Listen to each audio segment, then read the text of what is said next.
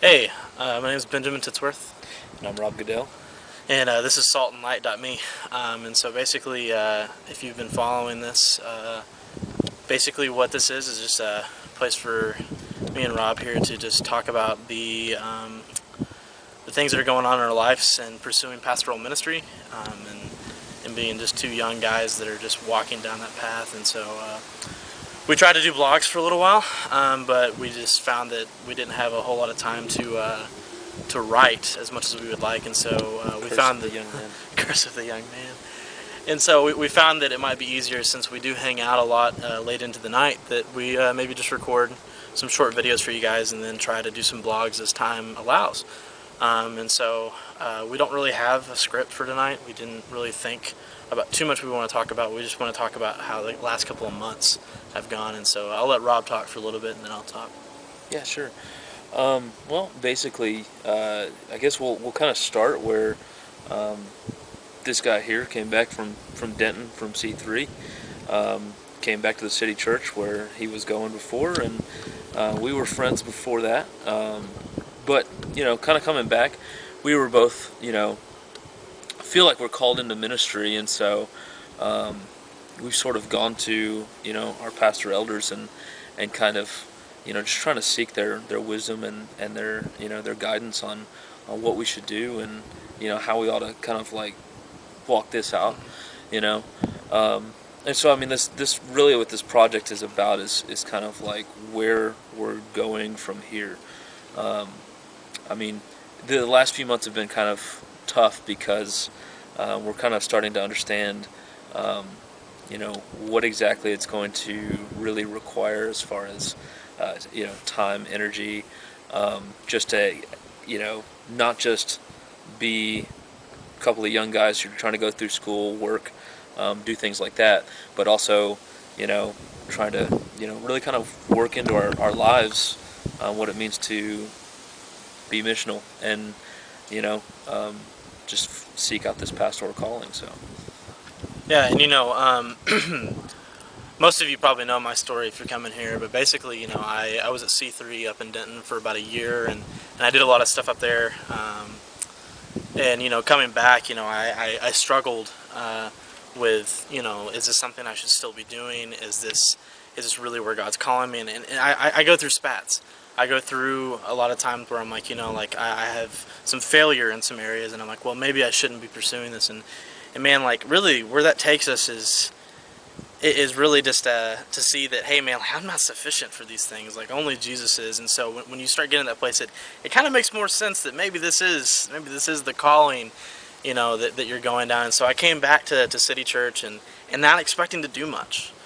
Not expecting to really to have a lot of the things that I did up in Denton be the same here in Fort Worth, but just really ready just to do whatever God wanted to do. And so I came back, and the elders and City Church just welcomed me back with just open arms and loving arms. And I'll never forget one of our elders just sitting down with me and working through all the different failures that had happened, and me coming back from Denton, and just at the end of it saying, man, like, at the end of this, like, you're a son of God. You're a son. Like, you've got to continue to tell yourself that, because you won't be able to get past these failures if you don't realize that you're a son of God. And so that was monumental for me. I mean, we know these things. We were, oh yeah, I'm a son of God. It's great. That's good. I know this, but there comes that time when it kind of gets here. You're like, oh, dang, I am a son of God. And so, that's really where my journey at City Church again started. Hey, I'm a son of God. So whatever happens from here, man, it's His will, and it's great. I'll do whatever He wants me to do. And so, sovereignly, I got put in to start up a village, which is what we call our missional communities, home groups, whatever you want to call it. I got put in charge to start up a village and kind of come in there and pinpoint the guy that needs to eventually lead it. And so that's what I've been doing for the last couple of months. There's been tough moments, but for all of that, God is great. God is sufficient for everything. If it hadn't have been for knowing that and actually knowing that it would have been hard to make it through some of the things that have happened. And so now, moving back down to Fort Worth and having a lot of those failures around, it's been hard to get back on a good routine. And so really, during Denton and before Denton, I was on my grind. I mean, I was making good grades. I was, not so much in Denton, but but I was on my grind. I was talking to people continually about Jesus every day. And it just was something that just happened naturally. And coming back, for some reason, my rhythms, if we can call it that, my rhythms I've had to try to prayerfully get back in them, and it's been difficult. And so, but by, once again, the grace of God and sovereignly, it's happened still. Not as often as I would have liked it to have been, but it's there.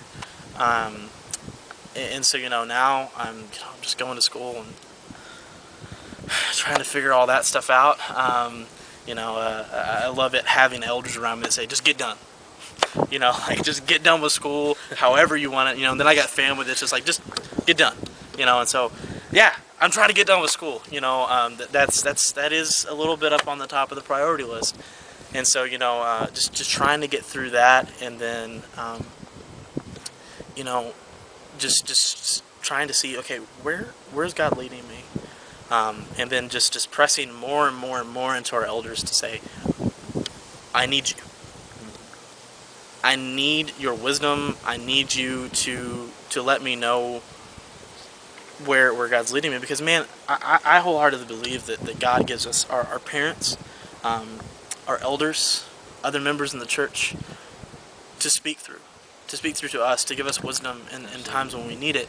And so, I wholeheartedly trust, my mom, I wholeheartedly trust my brothers and my elders, and I look to them for godly wisdom on how to lead my life. I mean, obviously we have scripture, and and you test everything that they say by scripture, but I trust those people because God's put them in my life sovereignly to speak into my life. And so I trust that, and so I press into all those different things to make sure that I'm going down the right path. So you combine scripture with godly counsel and godly wisdom, and man, like, you'll figure it out. You'll figure it out. And I think that's how God works. He wants us to use the scripture. He wants us to use the people that are around us. And so, man, like, that's where I'm at. I don't know. I don't know the answers. I can't tell you tomorrow if I'm gonna go off and play in a church in Timbuktu, or if I'm gonna stay here in Fort Worth. I mean, Timbuktu. Not Timbuktu. No. But well, if we're talking Timbuktu, like the bag company, sure, I'll go to San Francisco. Why not? But hang out with Francis Chan. Anyways, Francis, if you're watching. No, and so and so what I'm doing right now is, man, I'm trying to keep my mind here. That's hard for me. That is so dang hard for me to keep my mind here, because I have a mind that's very visionary. I like to think of the future. I like to know, and that's an idol. That's kind of an idol for me. Is I like to be in control, and I like to plan things out. I like to know exactly what's going to happen, and that's something that you've got to struggle with. That's something that you've got to pray against. That's something that you've got to just continually speak to yourself. Hey, you're not in control. God's in control. So guess what?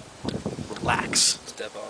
Step off and relax, and just do something. Get on your grind. You're here. You're here now. Move. You are here now, and you're not going to know where you're going to be. Right. So what I would say to any of you that are out there that are maybe, even if you're not wanting to be a pastor, if you're just coming here just to kind of say, hey, like, I'm in a church, I'm trying to be missional, or I'm trying to be a good Christian, what I would just say to you is just do something. Just do something. And you're going to fail. Be faithful. But here's the deal. You're going to fail. Mm-hmm. You're going to fail. If there's anything I've learned over the past 4 years of really grinding on being a pastor, that's one thing I've learned. You're going to fail. But guess what? You're going to fail to the glory of God. Absolutely. You're going to fail.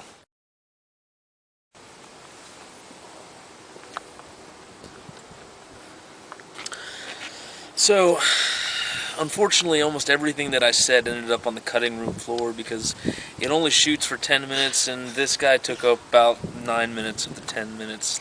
Want to be a pastor, preacher, whatever. Anyways, he can talk now. I'll talk next time. Maybe. Oh, okay. We'll see. I just wanted to let you guys know what He does have some good thoughts. Maybe. I don't know. We'll let you decide. But yeah, that's it. I mean, basically. So this is saltandlight.me, right? Is that me? .me. I don't know. Not .u. Dot .me. us. Not even .us. Not even .us. .me. One day it'll be .gov. .gov. That's right. Saltandlight.gov. Anyways, saltandlight.me. Check back with us every week. We should have a video, unless we could just get lazy in 1 week and decide not to post one. Which could happen. Or, a holiday comes up and we decide we're going to take a Sabbath from this. Or we have a holiday special. We could do that too. We'll sing songs and... Feliz Navidad. Feliz Navidad. Feliz Navidad. Prospero año. Hola felicidad. Yeah. I want to wish you a Merry Christmas. I want to wish you a Merry Christmas. I want to wish you a Merry... Anyways, we'll save that for the holiday special. Anyways, you guys have a good night, Week? day, afternoon, whenever It's November. you watch this. And it's still not winter here in Texas. No, it's... yeah. Portland. If he goes to Portland, I'm going to kill him. This is my confession right here. If I'm not at church on Sunday, he did it.